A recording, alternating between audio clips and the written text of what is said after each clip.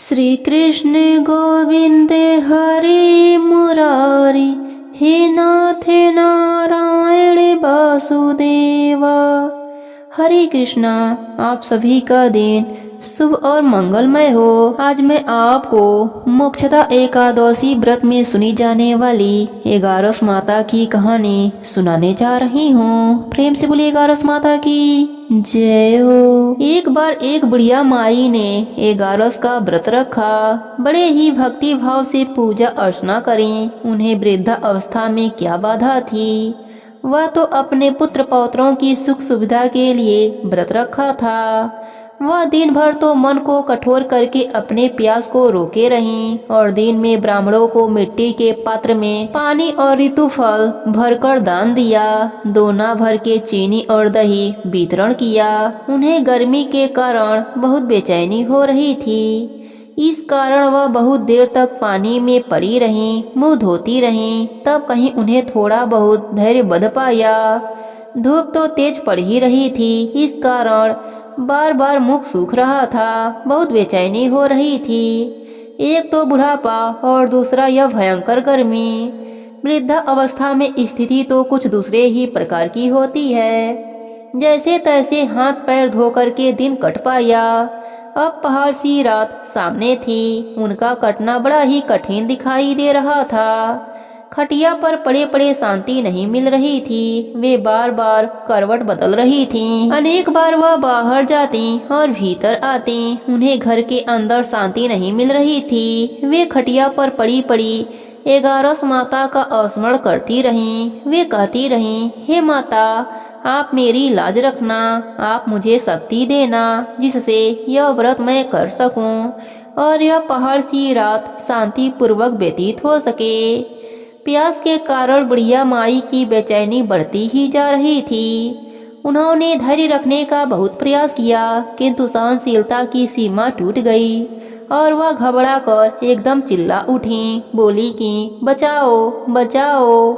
अम्मा का चिल्लाना सुनकर परिवार भर के नर नारी, बच्चे, अड़ोसी पड़ोसी एकत्रित होकर बुढ़िया अम्मा के खटिया के समीप पहुंच गए। सबने पूछा कि अम्मा, आपको क्या हुआ? आप क्यों चिल्ला रही हैं? आप इस वृद्ध अवस्था में यह कठिन व्रत क्यों करती हैं? अम्मा जी, शक्ति से ही भक्ति होती है। थोड़ी देर में फिर बुढ़िया माई बोली, मेरे प्राण निकल रहे हैं। मेरे छाती पर ठंडे पानी का घड़ा रख दो। अब नातियों ने दादी के छाती पर ठंडे पानी का पात्र रख दिया। तब उन्हें थोड़ा बहुत आराम मिला और थोड़ी देर के लिए उन्होंने अपनी आंखें बंद कर लिया। अब 11 माता ने सोचा, यह बुढ़िया अम्मा बहुत ही कठोर हैं, जरा जाकर उनकी परीक्षा लेनी चाहिए। वे आधी रात को मुर्गा बनकर टेर लगाने लगीं। मुर्गा की आवाज सुनकर दादी जल्दी से उठी और बाहर जाकर आसमान की ओर देखा, किंतु आसमान में कहीं उन्हें प्रातःकालीन तारा नजर नहीं आ रहा था। वह सोचने लगी, यह मुर्गा क्यों और कैसे बोल गया। उन्हें प्यास तो लग ही रही थी। थोड़ा बहुत उनका मन भी विचलित हो गया। अंत में उन्होंने यह निश्चय किया कि मैं व्रत को पूर्ण करके ही छोड़ूंगी, चाहे भले ही मेरे प्राण क्यों न निकल जाएं। यह सोचकर फिर खटिया पर शिथिल होकर लेट गईं। थोड़ी देर में 11 माता ने उनका फिर से परीक्षा लेनी चाहिए। एक छोटी सी बालिका एक गिलास में शरबत लेकर उनके सिरहाने आकर खड़ी हो गई और जोर से बोली, दादी जी, सवेरा हो गया है, आप हाथ मुंह धोकर शरबत को पी लीजिए।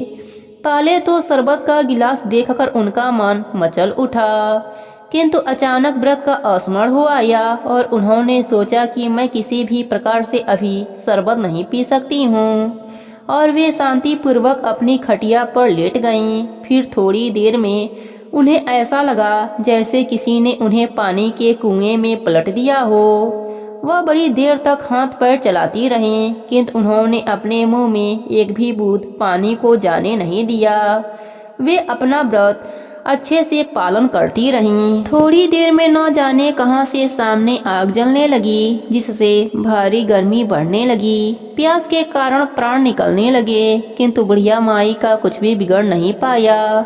वे जहाँ की तहाँ मुस्कुराती हुई बैठी रहीं। थोड़ी देर में बाहर प्रकाश दिखाई देने लगा। ऐसा लगा जैसे सवेरा हो गया हो। बुढ़िया माई ने जब बाहर निकलकर देखा तो समझ गईं अभी सवेरा होने में 3-4 घंटे की देरी है। यह जानकर भी वह शांतिपूर्वक इधर उधर घूमने लगीं।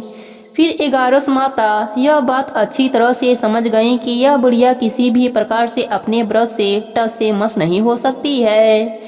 वह उनके सत्य व्रत को अच्छी तरह से समझ गई थीं। अब सवेरा होते ही बुढ़िया माई ने स्नान किया, भगवान की पूजा पाठ करी, एकादशी व्रत की कथा सुनी, तुलसी माता की कथा सुनी, ब्राह्मणों को दक्षिणा देकर भोजन कराया। तब कहीं उन्होंने व्रत का पारण करके जल ग्रहण किया। फिर अम्मा ने स्वयं भोजन किया। उस श्रेष्ठ व्रत के प्रभाव से बुढ़िया अम्मा की आयु में वृद्धि हो गई। उनका घर परिवार हरा भरा हो गया।